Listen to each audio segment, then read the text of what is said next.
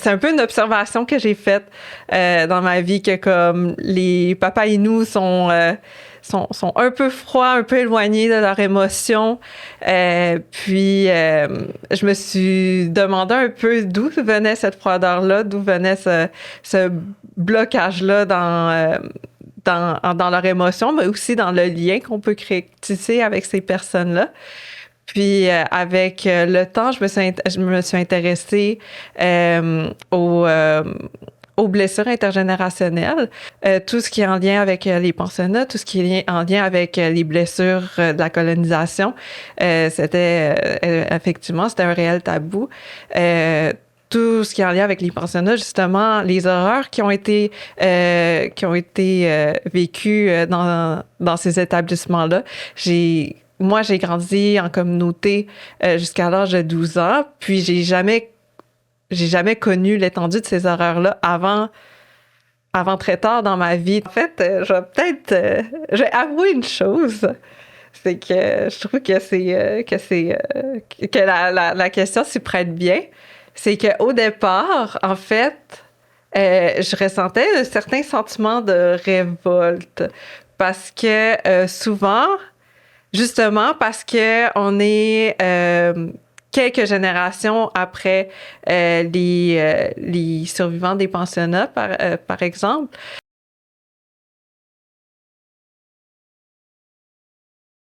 Ça me fait plaisir que tu sois ici. Oui, moi aussi. Aujourd'hui, on va parler de ton nouveau roman, de ton dernier roman, L'ami de mon père. Et on va explorer plusieurs thématiques sans nécessairement spoil ou quoi que ce soit, mais plusieurs thématiques vraiment intéressantes qu'on retrouve dans ton roman. Mais avant de commencer, est-ce que tu peux te présenter pour les personnes qui nous écoutent? Oui, je suis Moira Wacheskun Bacon. En ce moment, j'ai 2 livres à mon nom. Le premier est Envole-toi Migoun, qui est paru en automne 2023. Qui est un livre 14 ans et plus, jeune adulte, qui s'adresse aux jeunes Inuits, aux jeunes des Premières Nations, puis aux jeunes allochtones également. C'est un livre qui aborde les transitions scolaires entre la communauté et la ville. Donc, c'est le thème principal de ce livre-là. Et le deuxième, c'est celui dont on va parler plus précisément aujourd'hui, L'ami de mon père, qui est paru en mars 2025, puis qui qui explore la relation difficile entre une jeune fille de 14 ans avec son père. J'allais justement te demander de faire une description, mais tu viens de le faire. Je serais quand même curieux de savoir qu'est-ce qui t'a motivé à écrire ce deuxième roman? Très bonne question. En fait, j'avais comme un peu un blocage après la publication du premier. J'ai vu la publication du premier comme ça m'a vraiment apporté une pression, puis c'était un peu devenu mon chef-d'œuvre. J'avais pas l'impression que je pourrais écrire quelque chose d'aussi bon que le premier. Je le lisais, puis je pouvais pas croire que c'était moi qui avais écrit ça. Donc, après ça, quand est venu le temps de écrire à nouveau, j'étais pas capable de m'engager dans des projets plus sérieux. J'écrivais plus des choses plus personnelles, plus pour me divertir. Par exemple, souvent, c'est mon petit plaisir coupable, c'est écrire de la comédie. Quand je vais pas bien, quand je me sens plus déprimée, j'aime beaucoup écrire des choses plus drôles pour me remonter le moral. Je dis pas que c'est pas écrire de la comédie, c'est pas sérieux, comme il y a des livres comédiques qui se publient puis qui sont vraiment chouettes puis qui sont vraiment qui ont leur place dans la littérature. Mais moi, ce que j'écris dans mon plus drôle un peu, je considère pas comme des projets sérieux. Je fais juste ça pour m'amuser un peu. Donc j'étais un peu plus là-dedans. Puis j'osais pas écrire quelque chose de nouveau dans le but de le publier nécessairement. Puis en fait, L'ami de mon père, je l'ai commencé à l'écrire en été 2023. Donc avant la publication du premier, mais pendant le travail d'édition. En fait, non, l'édition était terminée à cette époque-là. Donc, mais c'est ça, j'avais quand même le produit fini, puis je le voyais, puis j'étais vraiment impressionnée par le travail que j'avais fait. Donc, j'avais vraiment un blocage. Mais Oui, ouais. est-ce qu'il y a eu un élément déclencheur qui t'a permis de passer à travers ce blocage? En fait, c'est l'idée elle-même de l'ami de mon père qui m'est venue. En fait, j'étais dans un parc, puis il y a tout simplement l'idée de la relation entre une fille et son père. Parce qu'en fait, dans Vole-toi Migoun, j'ai exploré la relation d'une jeune fille avec ses sœurs. J'ai aussi exploré la relation d'une jeune fille avec sa mère, mais j'ai pas eu le temps, dans le cadre de mon premier livre, d'explorer la relation avec le père. Puis c'est quelque chose que je trouvais un peu dommage, mais qui s'y prêtait pas dans le premier livre vraiment. Donc, puis c'est un commentaire que j'avais reçu également de ma maison d'édition. Mon éditrice m'avait dit que c'est dommage qu'on n'ait pas eu le temps de parler un peu du père. Donc, c'est comme un commentaire qui m'est resté en tête depuis tout ce temps-là. Puis, en fait, ce jour-là, au parc, ce commentaire-là m'est revenu aussi. Puis, j'avais envie d'explorer la relation d'une jeune fille avec son père, puis d'y ajouter un peu de magie également, parce que j'aime beaucoup les éléments magiques, le fantastique, la fantaisie un peu. Donc, j'ai écrit le début du premier chapitre comme ça. Puis, tout de suite, les personnages m'ont interpellée. Maria, je me suis tout de suite attachée à elle. Le mystère de Tom m'a interpellée également. Donc, quand j'ai commencé à écrire le premier chapitre, j'ai voulu connaître la suite de l'histoire de ces personnages-là qui venaient de m'apparaître comme ça. Puis, c'est comme ça que j'ai combattu un peu mon blocage. Et c'est ça que je trouve vraiment intéressant, c'est la figure du père, comme tu le mentionnes. Et je me demande, qu'est-ce qui t'a inspiré pour ce personnage? Est-ce que c'est une figure, est-ce que ça vient de tes expériences ou ce que tu as vu? Oui, en fait, Tom, je le vois un peu comme la figure justement du papa Inou. Donc, souvent, c'est un peu une observation que j'ai faite dans ma vie que comme les papas Inou sont un peu froids, un peu éloignés de leurs émotions. Puis, je me suis demandé un peu d'où venait cette froideur-là, d'où venait ce blocage-là dans leur émotion, mais aussi dans le lien qu'on peut tisser avec ces personnes-là.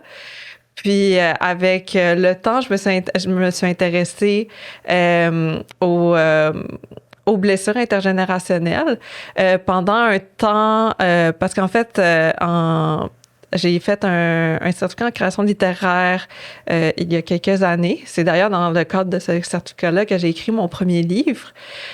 Puis, en même temps, je travaillais en recherche en santé de l'enfance, donc plus précisément la santé des enfants de 5 à 12 ans chez les Premières Nations. Puis, c'est une donnée qui m'avait particulièrement marquée dans le cadre de mes recherches, c'était que j'essayais de chercher comme comment étaient représentés les cas d'abus et de tout ça chez les Premières Nations.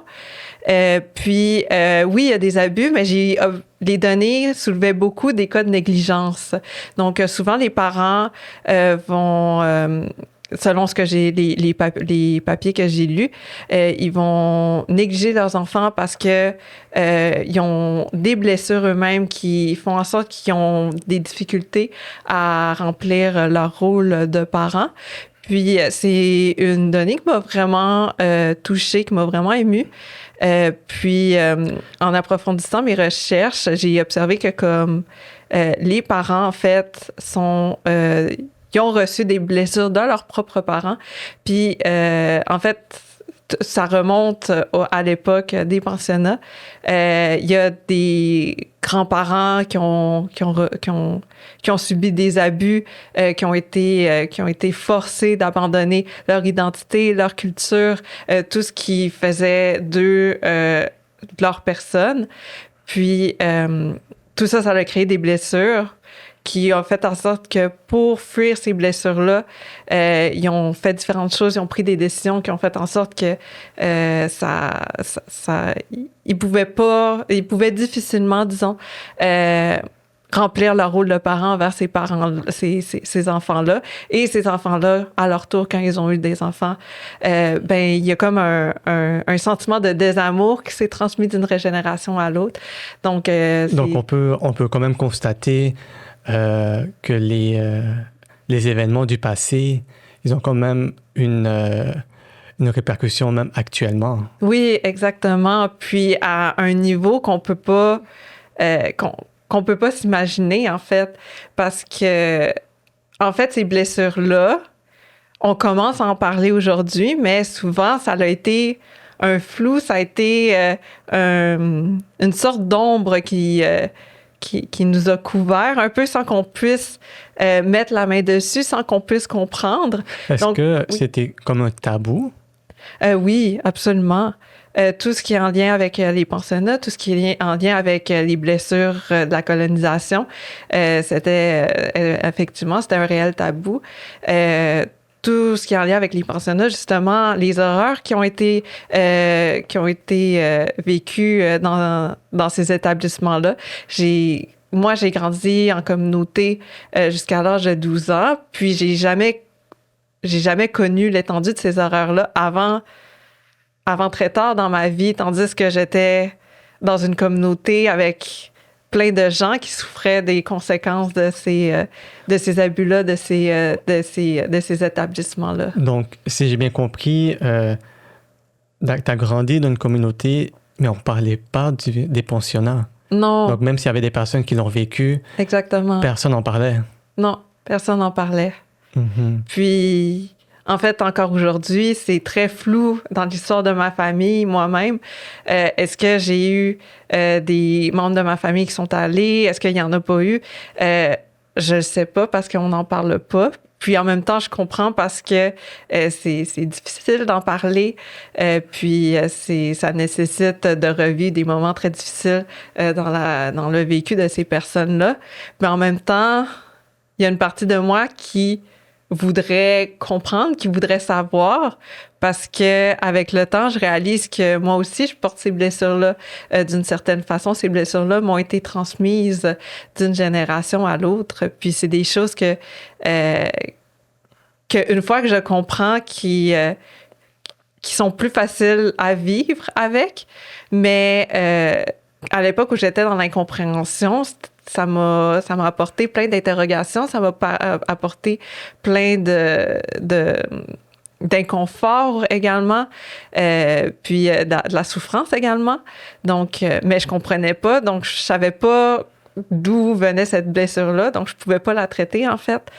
Donc, ça a été un peu dur de naviguer à travers tout ça. Puis peut-être que si on en avait parlé, j'aurais peut-être été moins perdue, mais je comprends en même temps que c'est difficile d'en parler. Puis, ouais, et tu mentionnes que à cause de ce flou, il y a certains éléments que tu comprenais pas.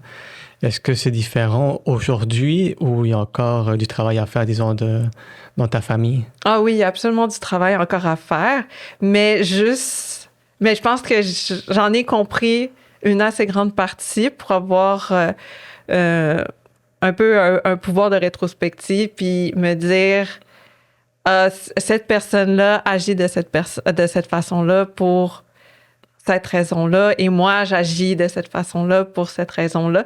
Donc, ça me permet de mieux comprendre, puis aussi veux pas de rationaliser un peu ma douleur puis mes réactions. Puis une fois que je les ai rationalisées, ça me permet de comme mieux travailler dessus, puis puis d'en parler aussi, parce que quand c'est flou, quand on n'a pas de mots pour à mettre sur ces blessures-là, sur ces douleurs-là, c'est dur d'en parler, puis de chercher de l'aide, puis de soutenir moi principalement entre fratries avec mes sœurs. mais une fois que j'ai les mots, une fois qu'on est capable de se communiquer ensemble puis de comprendre que c'est un sentiment qui est partagé, ben là, on peut mieux le vivre ensemble puis mieux guérir ensemble. OK, donc c'est ça qui est intéressant, c'est le fait de pouvoir en parler enfin qui permet une certaine guérison. Et je me demande, est-ce qu'auprès des jeunesses autochtones, il y a cette volonté de savoir qu'est-ce qui est arrivé et comment on peut guérir? Je crois qu'il y a une volonté de vouloir savoir, mais je pense beaucoup, en fait, l'ami de mon père, je voulais vraiment l'écrire parce que je crois que les jeunes, ils comprennent pas encore.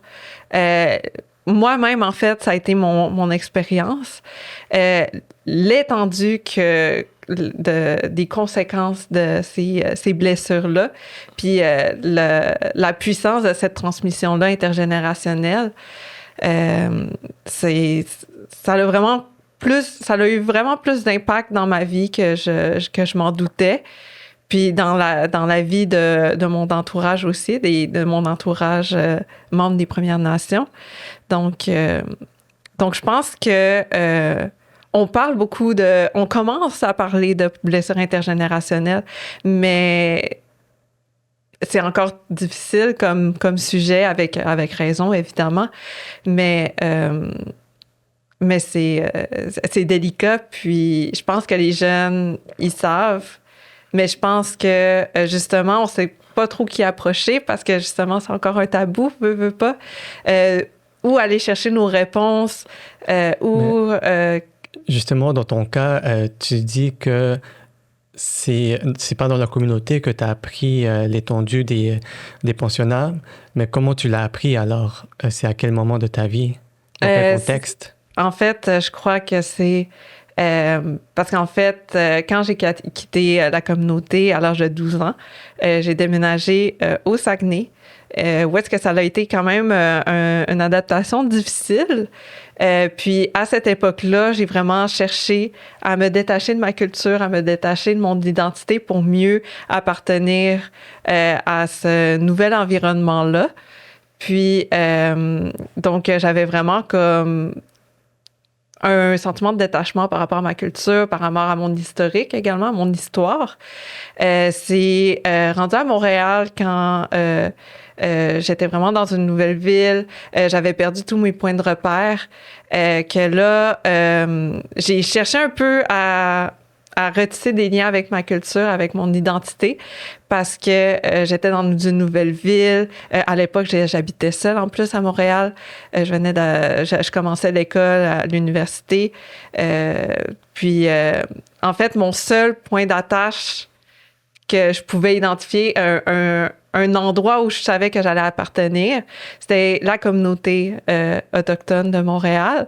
Donc, j'ai recommencé à m'intéresser un peu à ma culture, à mon histoire à cette époque-là, à travers les événements à l'université, mais aussi les événements culturels à Montréal avec la communauté urbaine autochtone de Montréal. Puis c'est vraiment à travers des visionnements de films, à travers des cercles de discussion, à travers des rencontres avec des aînés que j'ai vraiment... je me suis vraiment rattachée à ma culture, mais aussi j'ai appris des choses, des précisions par rapport à nos histoires, à notre histoire. J'ai appris l'étendue des blessures en lien avec la colonisation à travers des témoignages directs des aînés, à travers des films ou à travers différents événements. Donc... Et tu sais, tu mentionnes tout ça et je suis curieux de savoir... est-ce que tu aurais un conseil à donner, disons, à un jeune autochtone qui essaye aussi d'apprendre sur son histoire, par exemple? Oui, j'aurais un conseil. Je peux comprendre que c'est dur de chercher comme les réponses de notre famille, mais parce que justement, c'est nos parents... Je pense que malgré leur façon de le montrer ou leur façon de ne pas le montrer, je pense que ils éprouvent une certaine affection à notre égard et tout ça, ils éprouvent de l'amour, mais parler de leurs blessures et tout ça, c'est dur. Donc, puis je parle des parents, mais c'est les grands-parents aussi, c'est les tantes et les oncles aussi. Donc, je pense que c'est plus facile de peut-être aller chercher les réponses plus de façon générale, justement à travers ce qui s'est fait dans le milieu culturel, les films, les livres et tout ça, ou à travers... je crois qu'il y a aussi des gens qui se sont... par exemple, la commission Vérité et Réconciliation, le rapport, il y a vraiment plein d'informations là-dedans qui permettent de mieux comprendre. C'est ça, c'est des visionnements, c'est des lectures qui sont vraiment difficiles. Mais en même temps, si le jeune auquel je donne le conseil, c'est vraiment un besoin pour lui de mieux comprendre, quitte à se plonger un peu dans ces lectures-là, dans ces visionnements difficiles, ben je pense que ça peut être un bon point de départ. Puis ensuite, peut-être aussi qu'en comprenant mieux, puis en ayant aussi le vocabulaire, les mots en lien avec ces événements-là, peut-être ça va pouvoir ouvrir une porte sur une discussion plus approfondie au milieu de la famille ou de la communauté. C'est vraiment un beau conseil, je trouve. Merci. Et justement, tu as mentionné les parents. Donc, je voudrais que tu me parles un peu plus, encore une fois, de la figure paternelle autochtone, mais dans le cas de ton roman, c'est Innu. En fait, Tom, c'est un peu la figure du papa Innu, mais il est aussi beaucoup inspiré de moi-même, en fait. Je me perçois beaucoup à travers Tom en fait, l'ami de mon père, ça raconte l'histoire de Maria qui voyage dans le temps, en fait, pour réaliser une mission qui lui est confiée par la sorcière de la communauté de Pimictuan, Kukumnash. Mais oui, Maria, elle voyage dans le temps 50 ans plus tôt pour réaliser sa mission, mais c'est aussi l'occasion pour elle d'apprendre à connaître le père qu'elle n'a jamais connu à une époque où est-ce qu'il a 14 ans comme elle. Donc, dans une grosse partie du livre, Tom a 14 ans comme Maria, puis on rencontre en fait un adolescent assez attachant dans sa naïveté, dans son innocence. Mais en même temps, il y a une certaine vulnérabilité, il y a une certaine timidité qui l'empêche de tisser des liens avec sa communauté, avec les autres jeunes de la communauté, mais aussi avec sa fratrie, avec sa grande sœur, avec son grand frère. Puis j'ai été un peu cet enfant-là, un peu plus timide, un peu plus renfermé, qui avait de la misère à tisser des liens avec les autres et qui préférait la lecture, le monde des livres au monde réel. Puis en fait, Tom, c'est vraiment une victime du trauma intergénérationnel. En fait, la dynamique familiale est assez particulière dans le sens que ses parents sont très absents du milieu familial. Ils sont absents tout le long du livre. C'est Tom et sa sœur et son frère sont seuls à la maison. Il n'y a pas... Quand on mentionne les parents, c'est pour dire qu'ils sont pas là, qu'ils sont partis.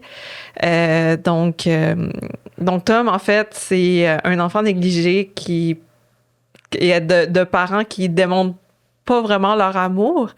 Donc, en fait, Tom, c'est un peu l'image que je me suis créée de qu'est-ce que je serais devenue, moi, si j'avais pas compris l'origine de ces blessures-là, si j'avais pas compris ma blessure moi-même,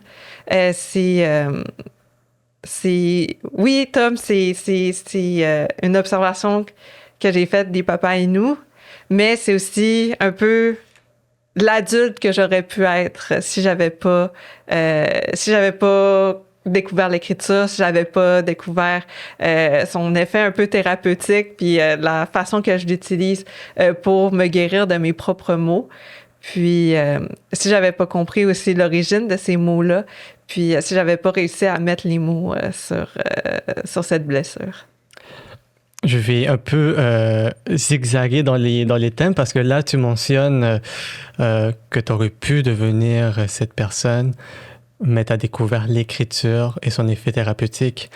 Mais comment tu l'as découvert, cette écriture? C'est à quel moment où tu t'es dit, ben, j'ai envie d'écrire? Oui, en fait, moi, j'écris depuis ma tendre jeunesse. Chez moi, j'avais tout le temps des cahiers que je remplissais d'une couverture à l'autre de plein d'histoires. Mais en fait, j'ai un peu laissé cette passion-là de côté parce que on me disait que la vie d'artiste, c'est pas une vie rentable. Je serais mieux de faire quelque chose qui me permette, qui me garantirait de la nourriture sur mon assiette, par exemple. Donc, en fait, quand je suis arrivée à Montréal en 2018, j'ai quitté le Saguenay pour Montréal pour faire des études en droit. Puis, j'ai laissé l'écriture de côté. Puis, pendant mes 3 ans de mon bac, ça m'a beaucoup manqué. Ah, donc tu as quand même fini Ouais. le bac en droit, même si tu voulais écrire. Oui, exactement.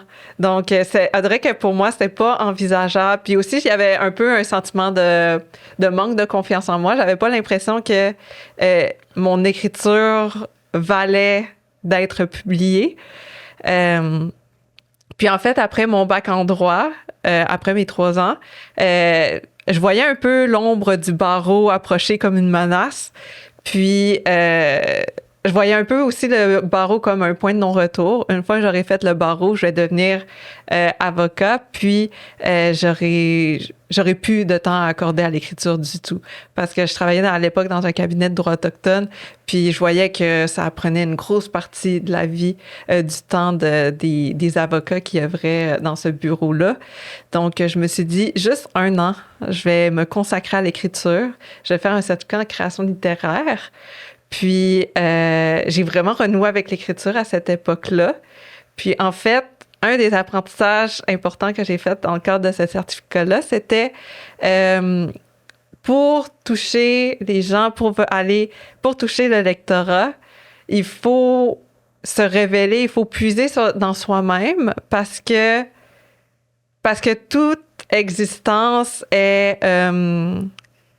je cherche le mot relatable en français. C'est... My God. Tu sais, parfois, quand on utilise tellement un mot en anglais, Oui, c'est ça. relatable, c'est... Ouais, à laquelle on peut s'identifier. Ouais, c'est ça. Ouais, OK. Fait que, en fait, c'est ça. Un des apprentissages importants que j'ai fait dans le cadre de mon certificat en création littéraire, c'est que chaque existence, on peut s'identifier à un aspect et chaque être humain est un être humain d'émotion. Puis si on révèle cette émotion-là, ben on va pouvoir interpeller l'émotion du lecteur. Puis c'est ça qui fait une expérience de lecture riche. Donc, ça m'a poussé à me révéler un peu. Puis, donc, j'ai commencé, en fait, mon premier livre, je l'ai écrit pour aborder mes difficultés en lien avec ma transition scolaire de communauté à milieu urbain.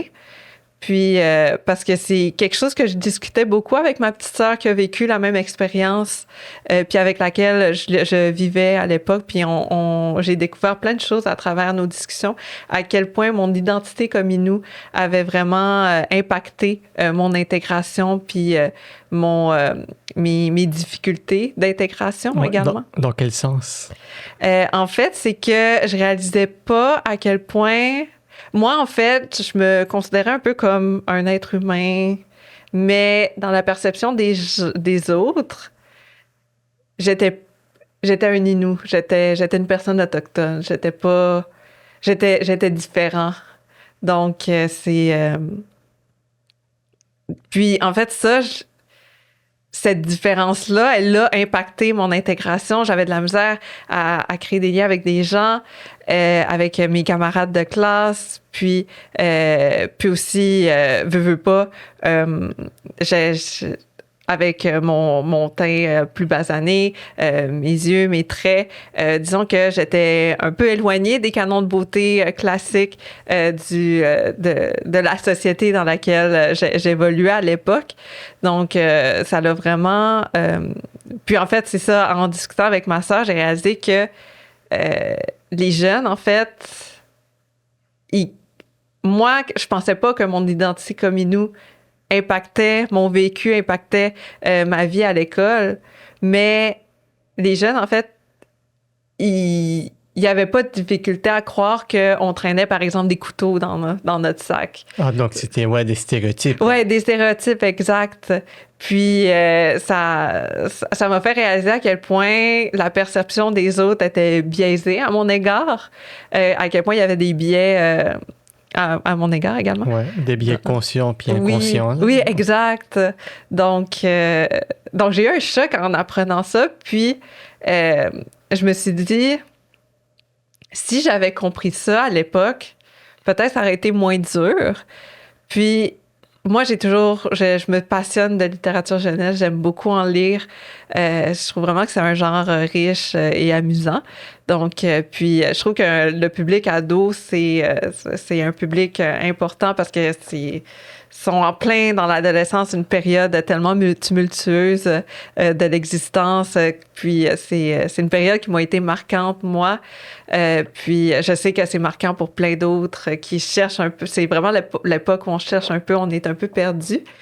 Je voulais écrire quelque chose qui me permettrait aux ados d'être moins perdus, de les guider un peu à travers ces questionnements-là, puis de mieux identifier les causes de leur inconfort, les causes de leurs difficultés à l'école. Puis c'est vraiment ça qui a motivé l'écriture de mon premier livre, c'est en puisant un peu dans mes propres difficultés, dans mes propres blessures, que j'ai écrit le premier livre. Puis ça m'a vraiment fait du bien. Parce que même en l'écrivant, je réalisais des choses. Puis faire du beau avec mes blessures, faire du beau à travers ma prose, à travers les images que je crée, à travers mes écrits, je trouvais que c'était une belle manière de réutiliser cette blessure-là, puis d'en faire quelque chose de beau. Puis, c'est un peu ça, c'est un peu dans cette même optique-là que j'ai écrit L'ami de mon père. Je voulais prendre quelque chose de moins beau, une blessure, quelque chose qui fait mal, puis d'en faire quelque chose de plus beau, de le fun à lire. Puis, en fait, le processus d'écriture de La vie de mon père, je me suis vraiment, vraiment amusée, que ce soit à travers Maria, la jeune fille qu'elle est, dans son énergie, dans sa personnalité, à travers Tom, à travers le contraste entre Tom adulte, froid, et Tom ado, plus innocent, plus joyeux. Donc, puis... Ouais, je m'imagine, ça devait être vraiment le fun à écrire, dans le sens que quand je lisais le roman, je l'ai fini en une journée. Puis surtout que les histoires de voyage dans le temps, c'est... je sais pas pourquoi, mais depuis que je suis très petit, ça me passionne. Mm-hmm. Donc, quand j'ai appris que Maria voyageait dans le temps, genre, je me suis dit, OK, je peux pas aller dormir, même s'il était tard. Je l'ai fini. Mais ce qui est intéressant aussi avec le roman, c'est la dynamique de la communauté. Mm. Et c'est ça que je veux explorer un peu avec toi. Il y a une question, un sujet qui m'intéresse beaucoup, et c'est les langues.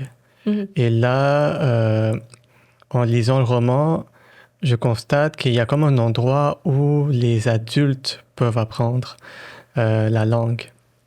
Et on découvre que non, je vais m'arrêter ici pour pas spoiler, mais ça, je voudrais que tu m'en parles un peu plus de la question de la langue dans la communauté. Oui, absolument. En fait, justement, dans Pimitsuan, Pimitsuan, en fait, c'est une communauté fictive qui n'existe pas, mais que j'ai inventée pour un peu mettre le décor de mon livre, puis un peu construire une communauté qui servait bien au livre. Puis, mais est quand même beaucoup inspirée de Mashewiyats. Qui est la communauté où j'ai grandi. En fait, à Mashewiyat, peut-être que c'est des informations qui sont plus à jour parce que je dois avouer que après le départ, puis après les liens que j'ai perdus en lien avec ma communauté, il y a des choses qui m'échappent, il y a des informations qui m'échappent.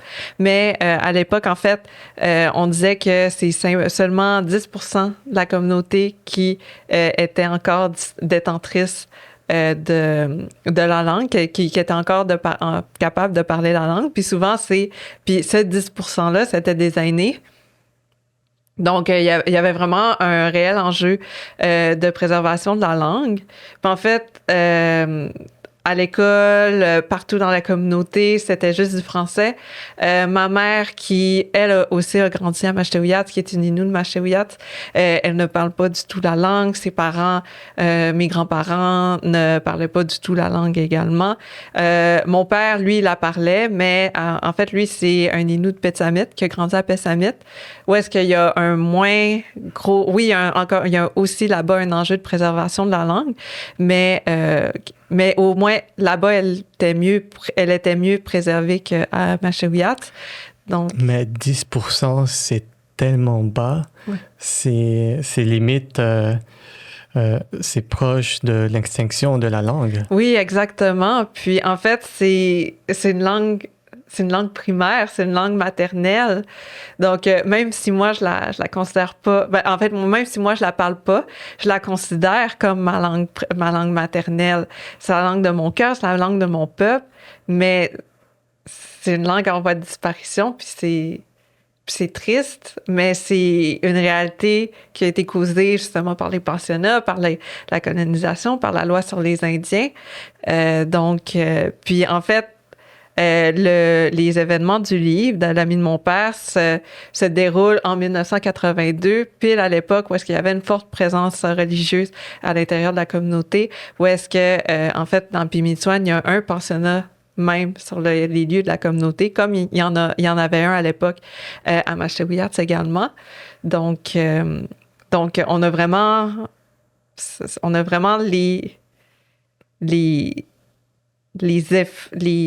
on a les outils de colonisation à même dans la communauté, puis on a les impacts aussi directs qui se vivent en plein à l'époque où ça se passe. Donc c'est en m'inspirant de ma communauté, en m'inspirant de l'histoire de ma famille, en m'inspirant de l'histoire de ma mère, que j'ai fait un peu ces choix-là dans la création de Pimitswan. Mais c'est quand même triste que tous les moyens utilisés par l'État canadien, c'est-à-dire, par exemple, la loi sur les Indiens et d'autres mesures, ben, c'est triste que ça a fait en sorte que la loi, que la langue est en voie de disparition. Mm.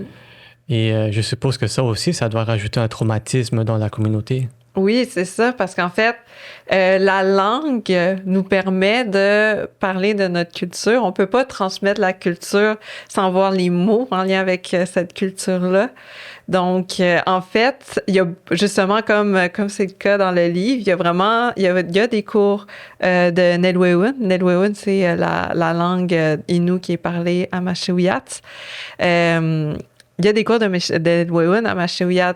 Il y a des cours de Nelwewun aussi dans les écoles. J'en ai suivi également à l'époque où j'allais au primaire à Mashewiyat. Mais partout, les transmetteurs de la langue, ils disent tous la même chose. Si tu veux apprendre le Nelwewun, si tu veux apprendre le Inuimun, faut que tu l'apprennes en territoire parce que c'est une langue qui a été créée en territoire. Puis si tu vas pas en territoire, t'as pas les référents, t'as pas le lien avec la culture, t'as pas le lieu où la langue est née elle-même, le lieu. Ouais, c'est ça. T'as pas le lieu où la langue est née lui-même. Donc oui, oui, on peut suivre des cours, on peut essayer d'apprendre les temps de verbe. Les temps de verbe sont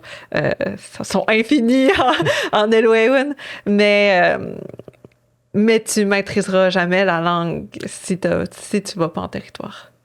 Et je me demande, tu as grandi tes 12 premières années dans la communauté. Quand tu allais à l'école, est-ce qu'on t'apprenait la langue ou tous les cours étaient donnés en français? Tous les cours étaient donnés en français. En fait, on avait une règle à l'école primaire à Mashewiyat. Si tu avais, sûrement je me trompe, mais selon ce que je me souviens, si un enfant avait un parent locuteur d'Innu, tu pouvais aller en immersion au préscolaire. Donc, moi, en fait, j'ai fait une immersion en Elwewun au préscolaire, vu que mon père parlait l'Innu. Mais tous les autres, en fait, il n'y avait pas accès à ce programme-là. Donc, il faisait partie des groupes normaux. Non, mais je trouve ça choquant. Donc, un enfant Innu, que ses deux parents sont Innu, mais disons que ses parents ne parlent pas l'Innu, il n'y aura pas accès à l'immersion?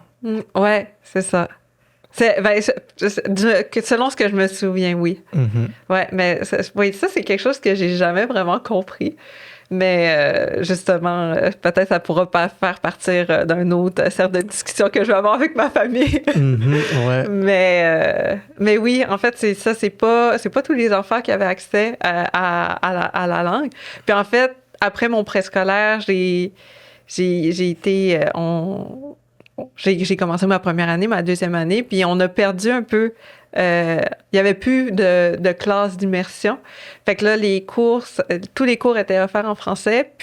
Mais on avait quelques cours en Elwewun, mais c'était une ou deux fois, 2, 3, 4, je ne sais pas à quelle fréquence, mais tu sais, c'était un cours comme un cours de français, comme un cours d'anglais. Donc, il n'y avait pas... C'était pas assez pour nous apprendre une langue, puis une langue aussi complexe en plus que le Elwewun. Oui, c'est ça. Quelques heures, c'est pas assez pour apprendre une langue. Non, exact. Puis on l'apprenait vraiment, puis tu sais, on était des enfants, donc on apprenait plus des choses en lien avec les animaux, certains verbes, les aliments et tout ça. Mais tout ce qui était verbe, tout ce qui était construction de phrases, on ne l'apprenait pas parce que c'est trop avancé pour des enfants du primaire. Donc, en fait, quand je vais voir ma famille du côté de mon père qui parle Innu, je vais peut-être capter certains mots que j'ai appris dans ma jeunesse, mais tout le reste, je comprends pas, malheureusement. Et je sais pas si tu peux me répondre, mais est-ce que, et je suppose que oui en fait, mais est-ce qu'il y a des variations entre la langue Innu de différentes communautés? Oui, absolument. En fait, il y a différents dialectes, puis je pense qu'il y en a 3 au Québec officiellement. Peut-être que je me trompe, mais aussi, on a les dialectes, mais en même temps, chaque communauté a ses spécificités. Par exemple, Mashewiyat et Pessamit, il y a vraiment le Nelwewun puis les Nueimun de Pessamit, il y a vraiment des variétés. Puis aussi Pessamit, Washat Makmaliotenam.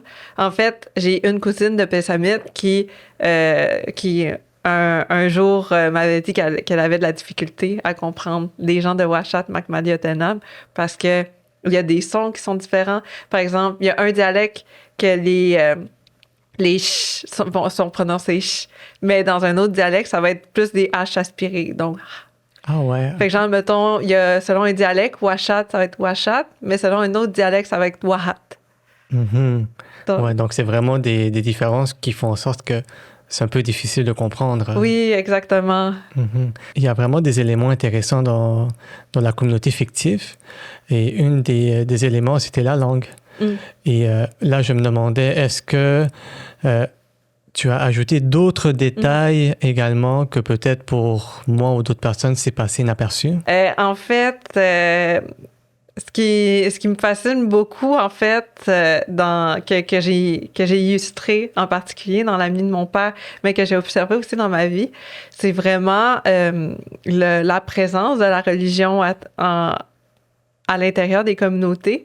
À Pimictuan, il y a l'Église qui est presque un personnage en elle-même.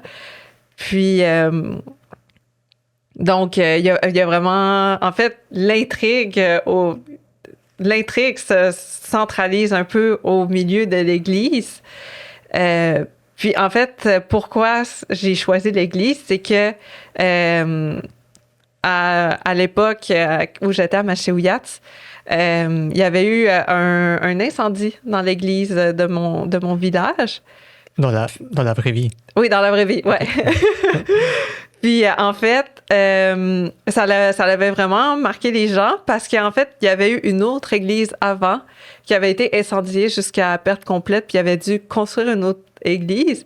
Puis, ce petit incident-là qui est arrivé dans l'église qui est encore là aujourd'hui, ben ça avait éveillé un peu les souvenirs du premier incendie, puis c'était un peu, tout le monde en parlait. Il y avait un certain émoi autour de cet événement-là, puis ça m'a marqué parce que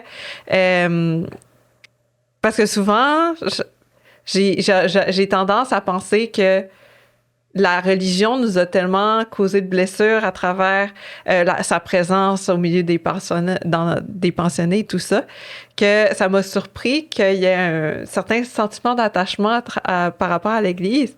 Puis, je dis l'Église, mais il y a aussi tous les autres signes de religion, comme par exemple, moi, à la maison, j'avais des croix à chaque entrée de pièce. Chez moi, puis on allait souvent à l'église. Même que les Inuits, ils ont une certaine réputation, en fait, d'être assez, d'avoir une bonne foi, puis d'aller quand même plus souvent que d'autres à l'église. Donc... Est-ce qu'il y a une raison derrière ça? C'est une bonne question. C'est vraiment quelque chose qui me mystifie. Puis que je comprends pas, j'aimerais vraiment savoir s'il y a une raison derrière, puis si oui, qu'est-ce que c'est exactement. Mais justement, je trouve ça tellement fascinant comme observation puis comme relation que j'avais le goût de le montrer à travers Pimictuan, à travers l'importance de l'Église, mais aussi il y a aussi, en fait, dans la maison de Tom aussi, j'ai mis des crucifix aux entrées pour un peu faire un clin d'œil à ma propre maison d'enfance. Aussi, l'importance de l'Église. Puis aussi, en fait, il y a la fête de Sainte-Anne qui est la fête... qui est comme un peu l'enjeu dans le livre parce que c'est un peu une date butoir un peu pour la mission de Maria. Mais en fait, cette fête-là, c'est une fête qui est encore super importante chez les Inuits. Les Inuits, pendant cette fête-là, ils vont se rassembler, ils vont vraiment souligner cette fête-là, tandis que quand je sors des communautés Inuits, puis j'ai jamais personne qui me parle de la fête de Sainte-Anne. Donc, donc, ça me fascine vraiment, cet attachement-là à la religion. Puis, j'avais le goût d'y donner une place dans la vie de mon père. Ça montre aussi à quel point il y a tellement de différences entre chaque nation, chaque communauté. Hein? Oui, exactement. Puis, j'avais une idée, mais je l'ai perdue. On va essayer de la rattraper. Ouais. Mais je trouve ça quand même intéressant que tu parles de la religion. Parce que, comme tu le mentionnes, la religion a quand même joué un rôle très néfaste auprès des nations autochtones. Mm-hmm. C'est pour ça que je trouve intéressant qu'il y a quand même un attachement. Et je trouve que ça pourrait être même un autre épisode de balado pour explorer cette question-là. Mais à part la religion, est-ce qu'il y avait d'autres détails comme ça que tu as ajoutés dans l'histoire? C'est une bonne question. Est-ce qu'il y avait d'autres détails? La langue, la religion. Mais je pense aussi que il y a le territoire également parce que Parce que oui, on a été déconnectés au territoire, on nous a forcés à se rassembler en communauté, mais il y a quand même un certain attachement au territoire. Donc, oui, la communauté, c'est les maisons, c'est l'église, c'est le centre communautaire, c'est le conseil de bande, mais il y a aussi une présence de la nature à travers la rivière. D'ailleurs, Pimitswan, ça veut dire rivière non navigable. Donc, c'est la rivière qui a donné le nom à la communauté. Il y a le pollen, qui est une figure dans le livre, une figure qui revient beaucoup. Donc, oui, nous a forcés à se renfermer un peu à l'intérieur d'une communauté ou d'une réserve, comme le nomme la loi sur les Indiens. Mais on s'est approprié un peu ce territoire-là, puis c'est devenu une source de réconfort un peu. Donc, c'est toujours un peu important pour moi quand j'écris la littérature autochtone de faire en sorte que le territoire est un peu plus présent, qu'il y a un lien avec le territoire, parce que je pense que c'est symbolique, puis ça représente bien le lien qu'a les Inuits avec le territoire, puis la relation particulière, en fait, avec lui. Mm-hmm. Très intéressant. Et là, tu as mentionné littérature autochtone.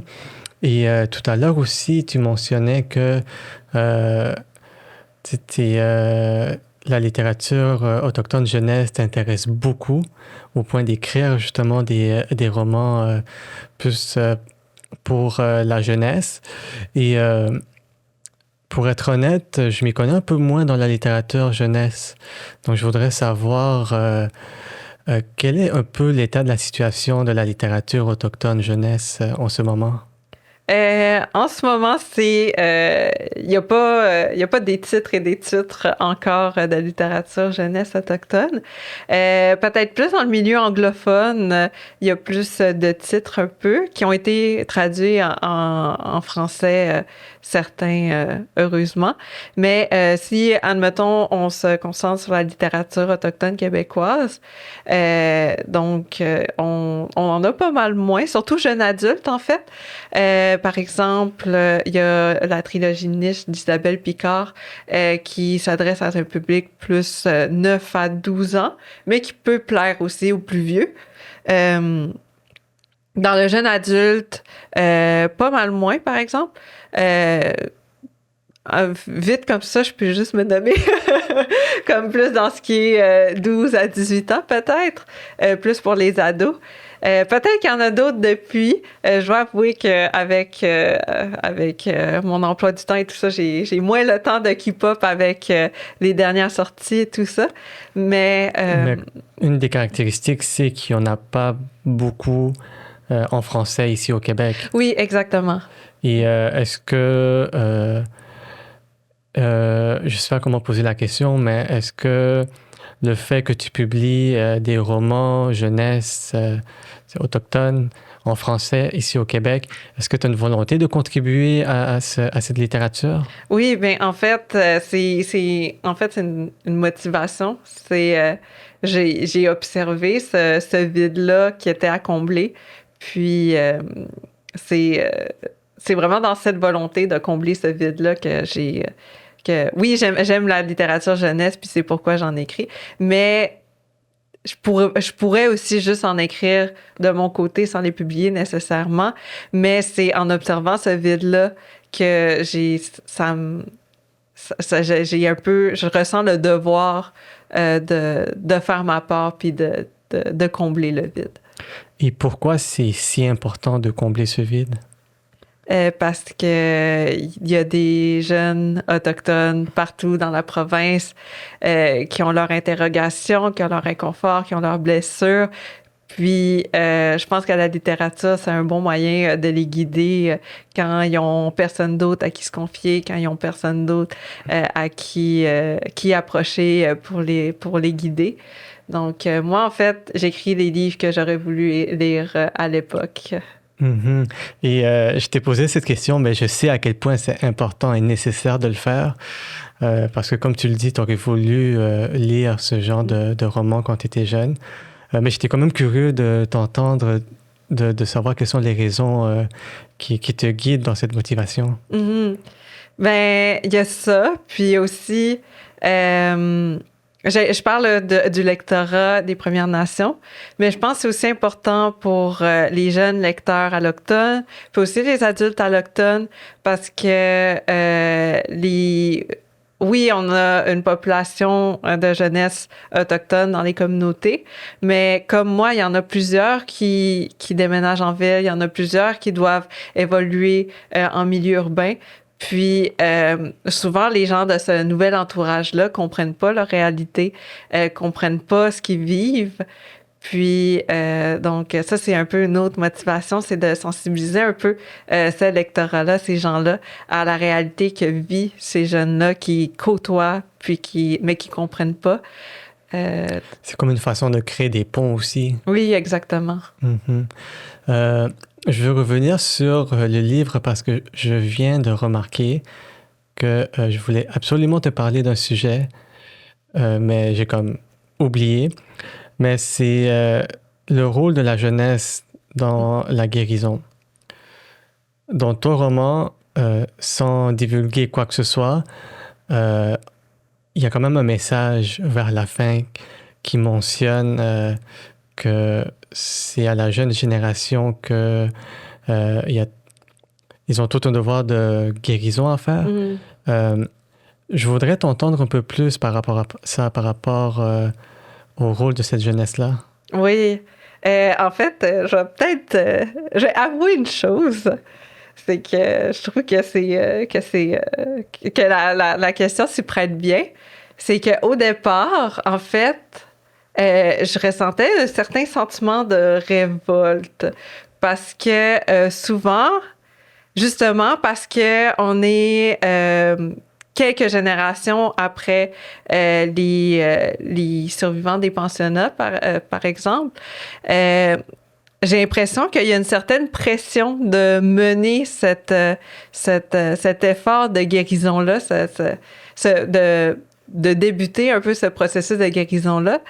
Mais moi, ça me révoltait un peu au départ parce que je trouvais que ça minimisait un peu ma propre blessure, puis comment, à quel point j'en ai souffert, même si je l'ai pas vécu de façon directe, mais justement la transmission intergénérationnelle a fait en sorte que ça m'a affectée d'une façon importante.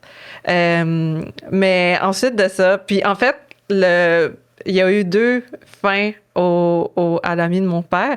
La fin d'origine avait un peu ce message-là de révolte, mais après ça, a commencé le processus d'édition, puis on a décidé de changer la fin parce que, oui, il y a une pression, mais je pense que à la place de se révolter contre cette pression-là, je pense qu'on pourrait plutôt l'apercevoir comme une occasion de faire quelque chose, une occasion de faire un effort.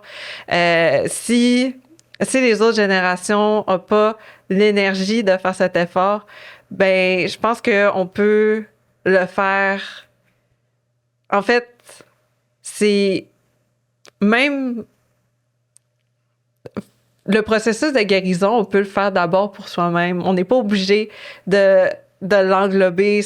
On n'a pas apporté les blessures de tout un peuple au complet.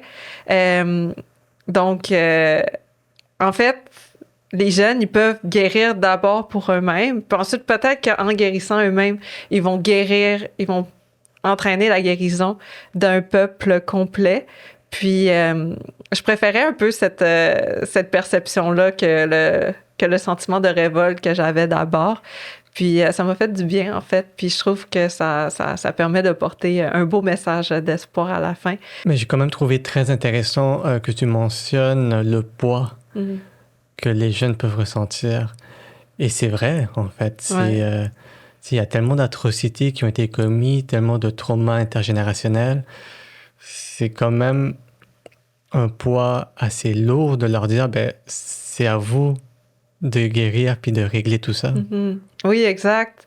Puis c'est vraiment comme, je l'aborde dans le cadre du trauma intergénérationnel, mais c'est vraiment généralisé que dans plusieurs domaines, dans plusieurs contextes, chez la jeunesse autochtone, il y a vraiment une pression de représentation, il y a vraiment une pression de représenter, de devenir un ambassadeur un peu de son propre peuple, parce qu'on a eu plus facilement accès à une éducation, on a moins été touché directement par les atrocités de la loi sur les Indiens.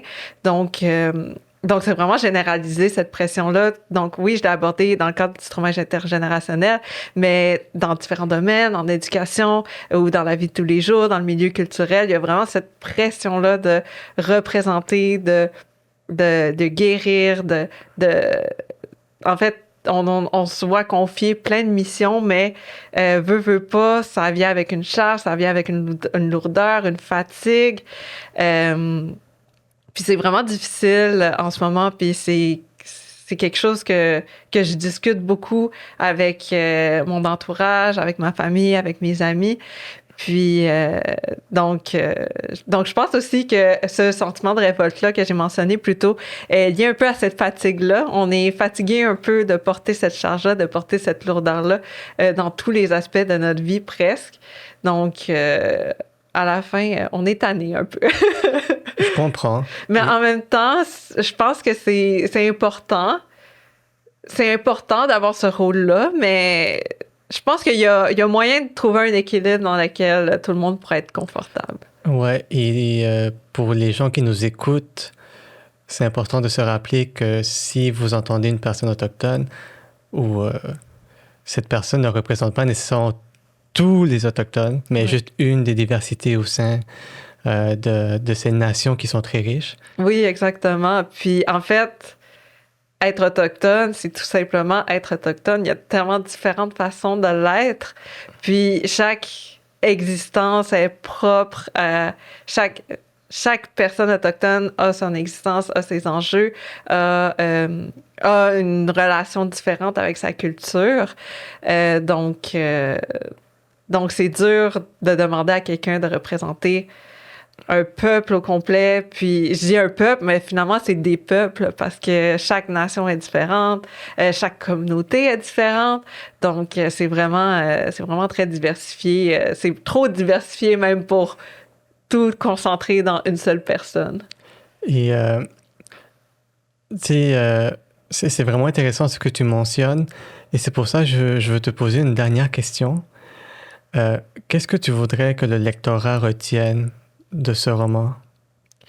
Euh, D'abord, je pense que j'aimerais d'abord euh, qu'ils en tirent d'abord du plaisir, parce que c'est un livre que j'ai beaucoup, beaucoup aimé écrire.